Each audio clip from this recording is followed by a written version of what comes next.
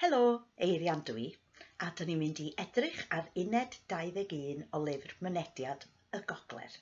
Os da chi'n dysgu Cymraeg yn y de, peidiwch â phoeni, mae'r egwyddorion yr un fath.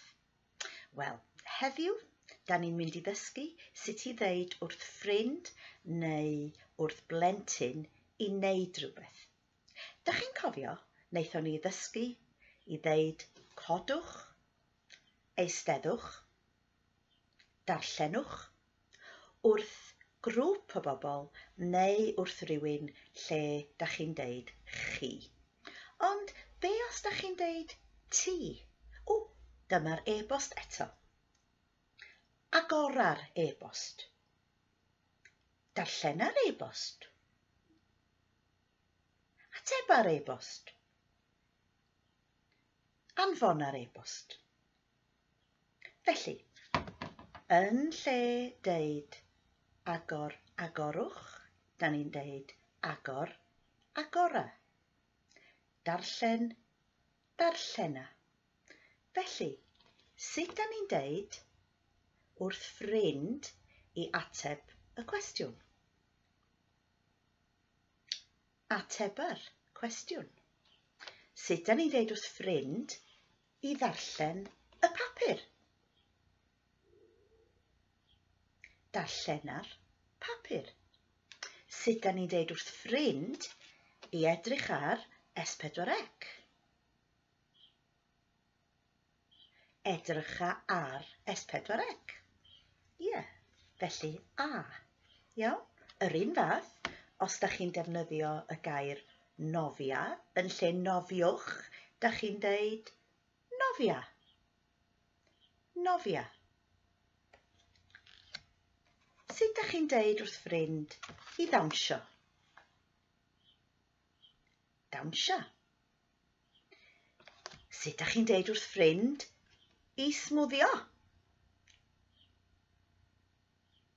Smwddia. Felly, sut da chi'n deud wrth ffrind i olchi'r car? Golcha'r car. A sut da chi'n deud wrth ffrind i olchi'r dillad? Golcha'r dillad. Sut da ni'n deud wrth ffrind i brynu crys? Pryna'r crys.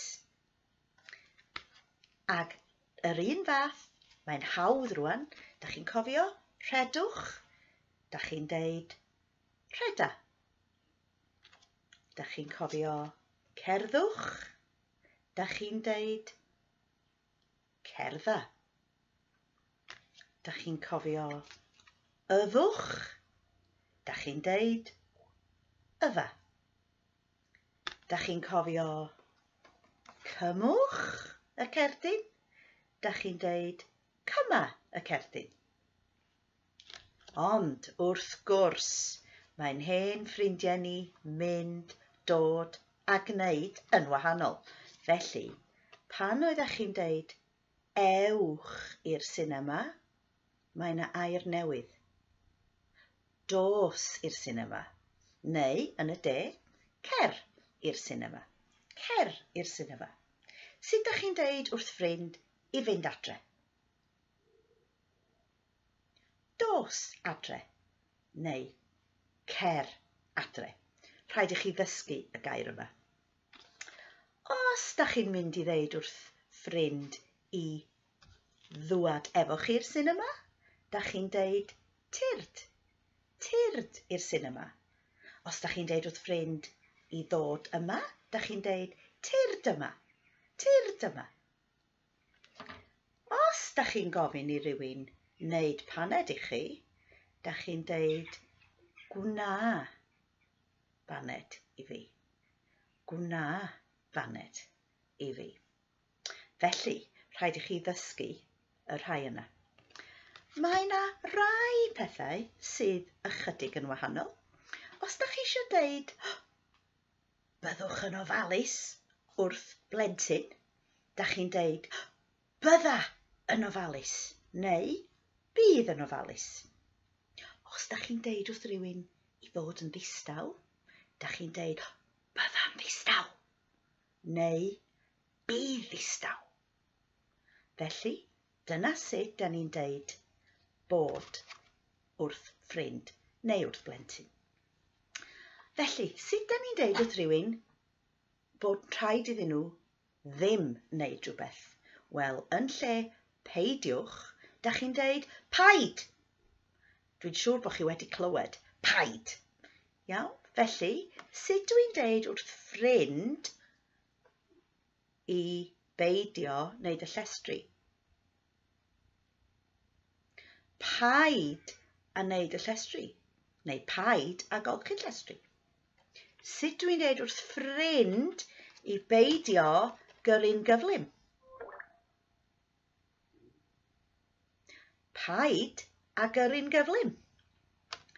Da chi'n cofio'r treigliad TCP? Paid a choginio. Paid a pharcio. Paid a thalu. A paid ag ateb y ffôn. Felly, dyna sut da ni'n deud wrth ffrind.